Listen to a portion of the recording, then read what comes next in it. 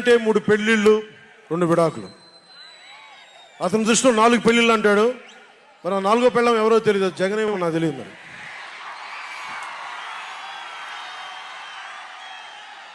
నాకు ఇదే విసుగొస్తుంది. జగన్ లేని 4గో పెళ్ళం అంటే నువ్వేరా.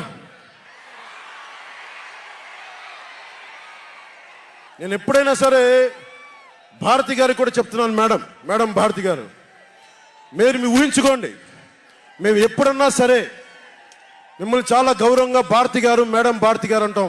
మీ ఆయన ఇంత నీచంగా ప్రవర్తించినా కానీ, చంద్రబాబు గారి సతీమణి కానీ, నియోజకవర్గంలో ప్రతి ఒక్కరిని ఇబ్బంది చేసినా కానీ, నా ఇంటి సతీమణి అన్నా కానీ పెళ్ళాలను సంబోధిస్తాడు.